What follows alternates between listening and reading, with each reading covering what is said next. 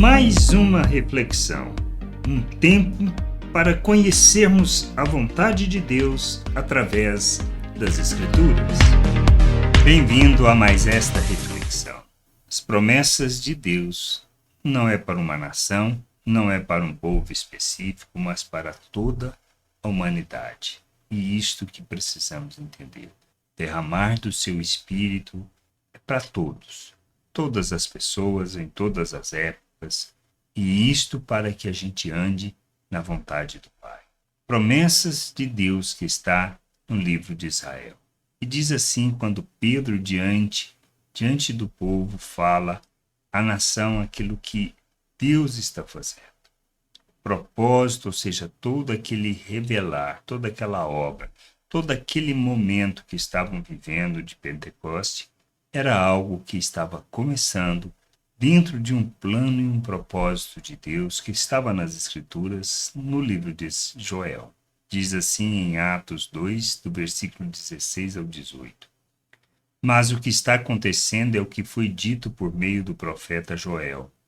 E acontecerá nos últimos dias, diz Deus, que derramarei o meu espírito sobre toda a humanidade.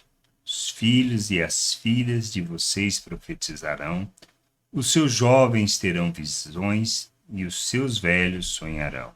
Até sobre meus servos e sobre as minhas servas derramarei o meu espírito naqueles dias e profetizarão. São palavras que Pedro fala diante do povo, diante do fato de que todos aqueles discípulos estavam falando em línguas.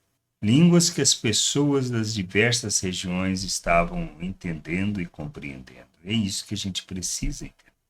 É uma promessa para todos, mas todos a receberão? Não. Por quê? Porque não se sujeitam, porque não se convertem, porque não se submetem a Deus. O que a gente precisa entender é que nós não estamos falando de uma submissão a homens, a pessoas, mas é de buscar o conhecimento de Deus, de compreender a vontade de Deus, de submeter a vontade de Deus, para andarmos nessa vontade, para não sermos escravos de ninguém, mas tendo a consciência da obra de Cristo, que o amor do Pai fez por nós ao enviar seu Filho, pois é através desta oferta, ou seja, da sua morte e da sua ressurreição, que nós recebemos o perdão dos pecados, que nós recebemos a justificação, que somos reconciliados com Deus. Quando este ato acontece, nós recebemos do Espírito de Deus, do Espírito Santo. Ele vem para nos ajudar na caminhada, para nos lembrar de todas as palavras de Cristo, para ser um consolador, aquele que nos conduz à vontade de Deus. Que a gente precisa entender. Todos recebem? Não, somente aqueles que reconhecem essa obra que Deus realizou em nosso favor, que não depende do nosso esforço, mas da graça e da misericórdia de Deus por meio do que Cristo fez. E nos submetemos à vontade de Deus, reconhecendo Cristo como Senhor e Salvador. Não existe outra coisa.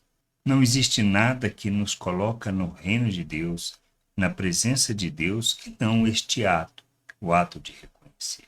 E aí ele nos concede do seu Espírito para fazermos essa jornada, pois nós fomos feito um novo ser, uma nova criatura, nós temos da natureza de Deus, fomos capacitados.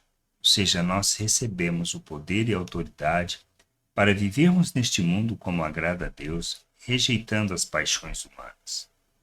Cientes disto, nós temos a certeza de que faremos a jornada, a caminhada na direção da vontade de Deus por causa do seu Espírito que nos concedeu. Nós somos unidos com Deus, colocados na presença de Deus, Deus está em nós, nós estamos nele, somos um com ele.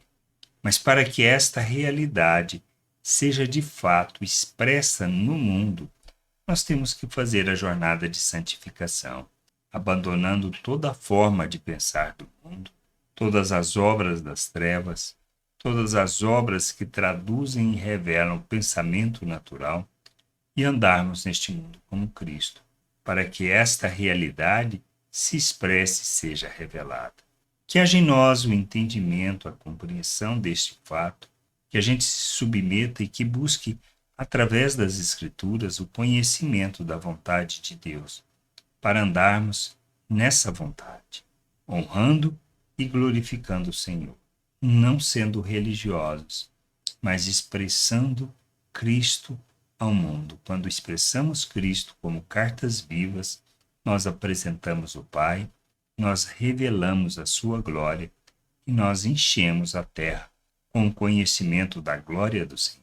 Que haja em nós esse entendimento, que a gente busque de todo o coração conhecer a vontade do Pai, pois é isto, ou seja, as suas promessas que nos darão a certeza do derramar do Espírito em nossas vidas. Graça e paz sobre a tua vida. Amém. Gostou da reflexão? Compartilhe. Não deixe de ler as Escrituras. Medite para poder crescer no conhecimento e vontade de nosso Deus e nosso Pai, para que, conhecendo o Senhor, possa o revelar ao mundo.